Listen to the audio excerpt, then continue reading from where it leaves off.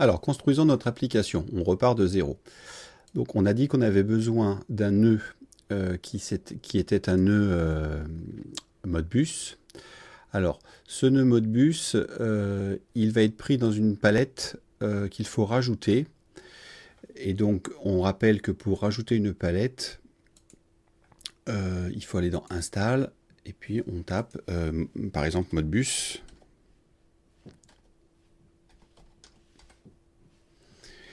Et donc, c'est celui-ci qu'il faut installer. Alors, vous voyez, moi, il y a déjà marqué Installed, parce que j'ai déjà installé. Donc, c'est node-red-contrib-modbus. Et puis, si ce n'est pas installé, il faut donc l'installer.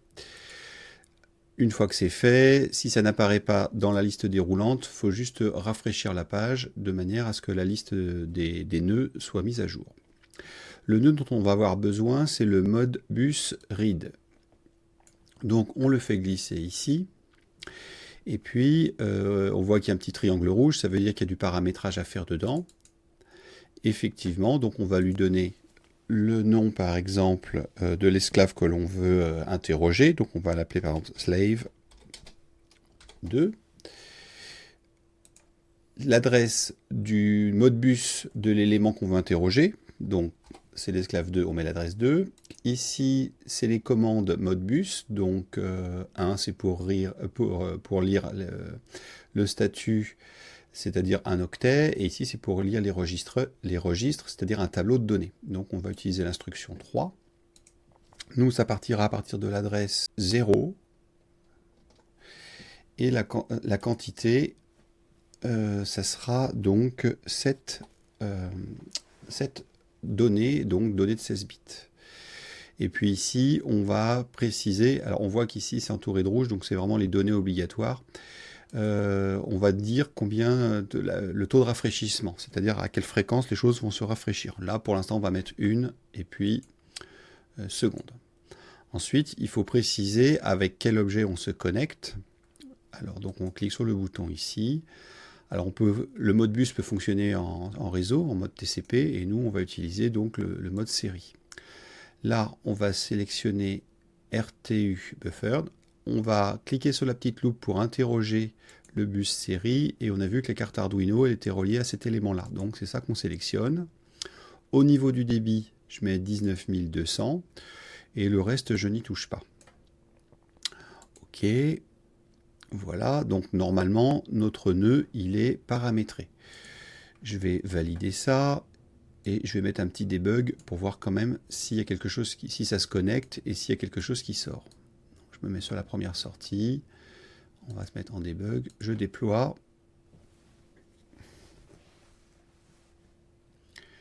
Et j'ai bien mes données qui arrivent ici.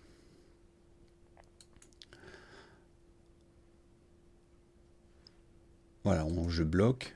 Alors on se rappelle que on va le revoir là tout de suite, mais on voit que les deux dernières données vous donnent la température, donc 9,20, 10,50, 10,50, 11,90, etc. Donc voilà pour notre nœud qui fonctionne. Donc là on a un tableau, et en fait ce que je voudrais c'est faire un objet JSON que je pourrais après stocker et que la page web pourra interroger. Alors donc on va utiliser une fonction qui va aller travailler dans le tableau. Donc je vais prendre un objet fonction ici, je vais récupérer la sortie, et puis je vais aller créer mon fichier JSON. Donc ça je vais l'appeler data to JSON. Je vais reprendre les éléments qu'on a déjà vus précédemment pour les mettre en commentaire. Ça nous permettra si on ne se rappelle plus, d'avoir les informations. Donc, voilà, donc le format de ma trame. Donc, si on compare, par exemple, ici, on voit que l'adresse, c'est toujours la même, 51 966. On est dans une unité de type 9. 3, c'est le fait que c'est un décimal. 5, c'est la valeur minimale de la jauge. 95, c'est la valeur maximale de la jauge. Et ici, sur les deux, ça c'est la partie entière de ma valeur. Et ça, c'est la partie décimale de ma valeur. Alors, qu'est-ce que l'on va faire à partir de tout ça? En gros, il faut récupérer le message payload, qui est donc ce tableau, et on va l'appeler data. Donc on va faire var data égale msg.payload. Donc à ce niveau-là, ça veut dire que data représente le tableau qui est arrivé ici. Ensuite, on va créer un objet qui sera l'objet qui ressortira de ma fonction, qui sera l'objet JSON qui ressortira de ma fonction. Donc je vais l'appeler var obj comme objet égale, ouvrez, fermez les accolades, ce qui veut dire que je crée un nouvel objet, et là c'est un objet qui est vide. Il ne me restera qu'à ajouter des propriétés.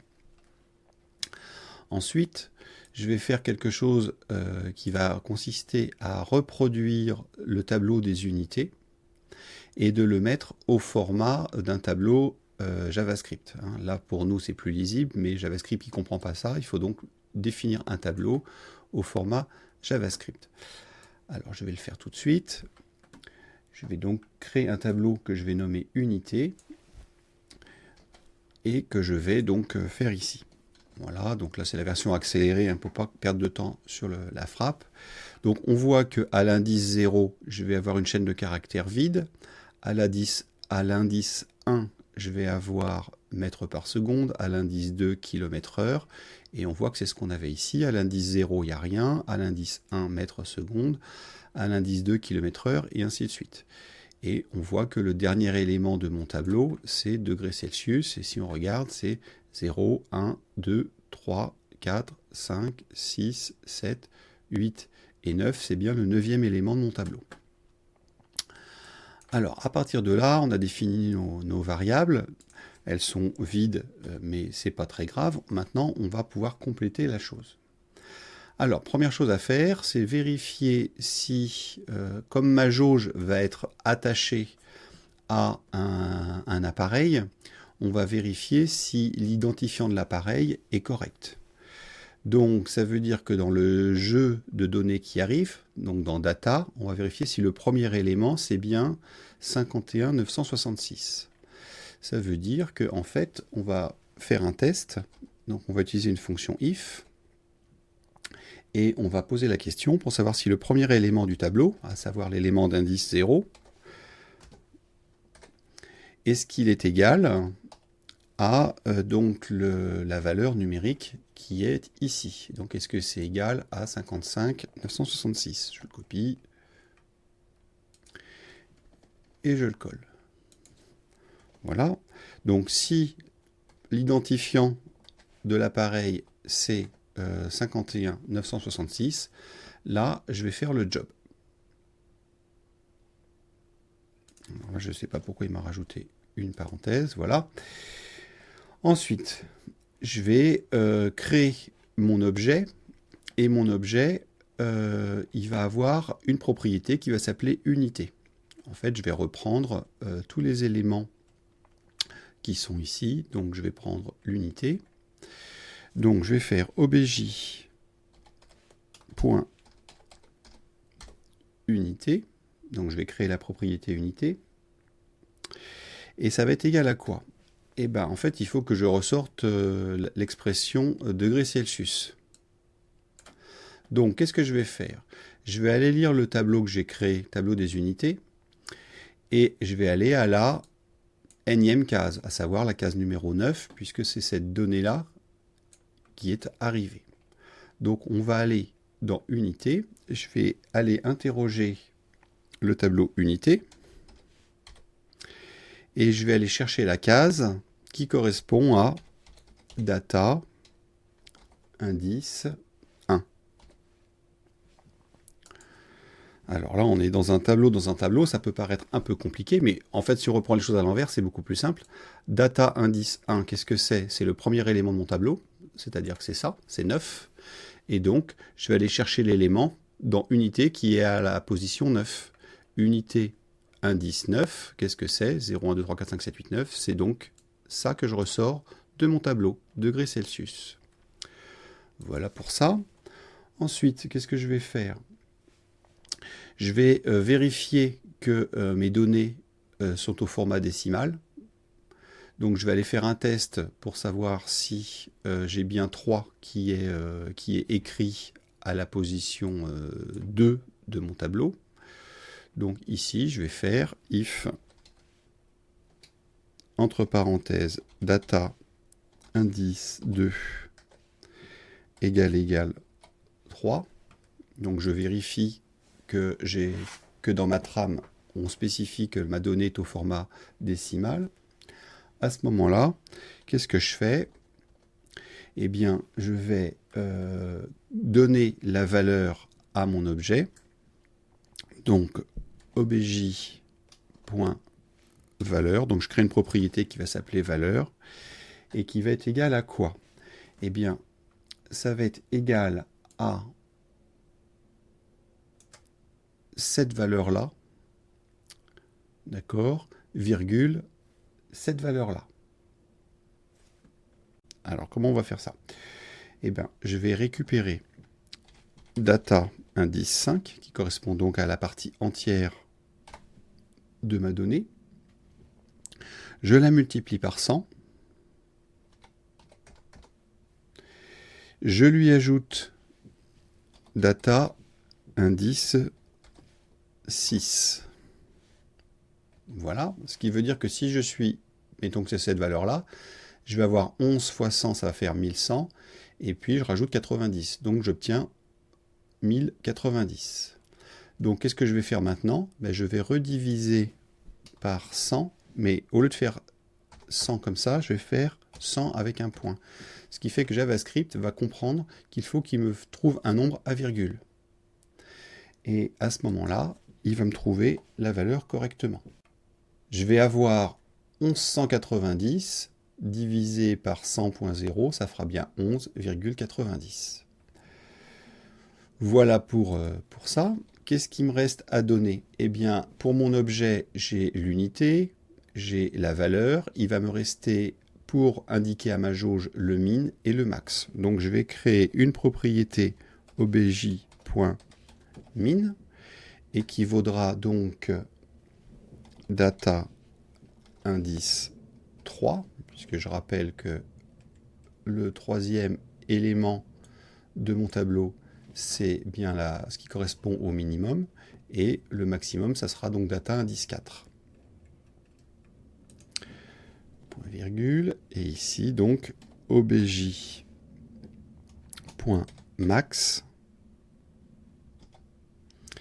égale donc data indice 4. Point virgule. Ça veut dire que là, je viens de créer un objet qui a 4 propriétés. Une propriété unité, une propriété valeur, une min et une max. Et ces propriétés, j'ai été les chercher dans le tableau en les récupérant directement, en refabriquant une chaîne de caractères ou en faisant des calculs avec. Alors maintenant, qu'est-ce que je vais faire? Eh bien, je vais dire msg.payload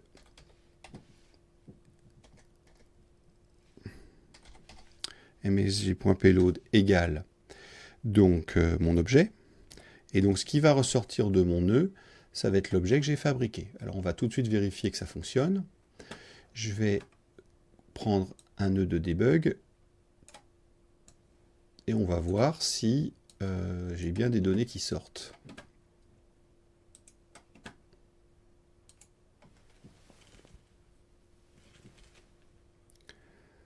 Voilà, donc ça sort. Vous voyez, il a bien réussi à trouver la valeur de l'unité, degrés Celsius, la valeur 1.2, donc on a bien une valeur ici en format décimal, le min est à 5, le max est à 95. Si je montre les deux éléments ensemble, on verra qu'il y aura concomitance des données.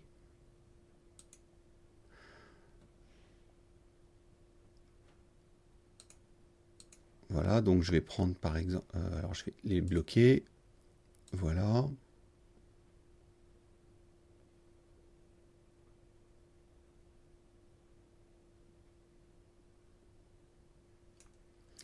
Alors voilà, par exemple ici, on a 39 et 90, ça fait bien 39,9 degrés avec l'unité qui est 9, donc de degrés Celsius, et puis le min et le max, le 5 et le 95 qu'on retrouve là. Alors voilà, là ça fonctionne. Ce qu'on va rajouter dans notre script, c'est le fait qu'à chaque fois que l'on a une nouvelle valeur, on va la stocker dans la mémoire du flux, de manière à ce que lorsque la page web fera une requête, elle viendra interroger cette case mémoire du flux, enfin cette section de mémoire du flux, pour récupérer le dernier calcul qui a lieu. Comment ça se passe? Ça c'est très simple. En fait, il y a un objet qui s'appelle flow, comme le flux, et qui a des propriétés. Il y en a une qui s'appelle set, et donc on va donc pouvoir positionner une variable que l'on va appeler donc par exemple message. Donc on peut donner le nom qu'on veut, et en virgule, on lui donne la valeur que l'on veut affecter à cette variable. Donc là, je crée donc une variable qui s'appelle message, et je lui affecte comme valeur obj. Ça veut dire que message correspondra à l'objet que je viens de créer.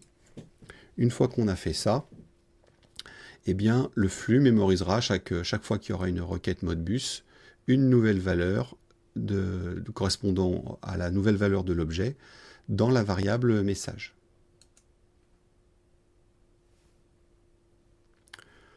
Alors, on va vérifier que ça fonctionne. Comment on fait ça? Cette histoire de variable, eh bien, en fait, je vais prendre un nœud d'injection et puis une petite fonction ici avec un nœud de debug. Voilà. Et là, qu'est-ce que je vais faire? Eh bien, dans la fonction qui est ici, je vais dire que la charge utile, donc ce qui va sortir de ma fonction, msg.payload, ça va être égal à quoi? Eh bien, on va aller interroger donc le flux, flow, et puis je vais faire get, donc récupère, et qu'est-ce que je veux récupérer? Eh bien, c'est la variable message. Voilà. Down. Et donc, ce qui fait qu'à chaque fois que je vais cliquer là-dessus, je vais demander à ce que la fonction me ressorte la variable message du flux présent. Et donc, si j'obtiens quelque chose sur cette note debug, ça veut bien dire que ça fonctionne. Donc, je déploie, je mets à 0 ici, et j'envoie une injection ici. Et vous voyez que quand je crée une injection, je récupère une valeur. Évidemment, elle n'est pas la même, puisque entre-temps, ça a été mis à jour par l'interrogation du Modbus.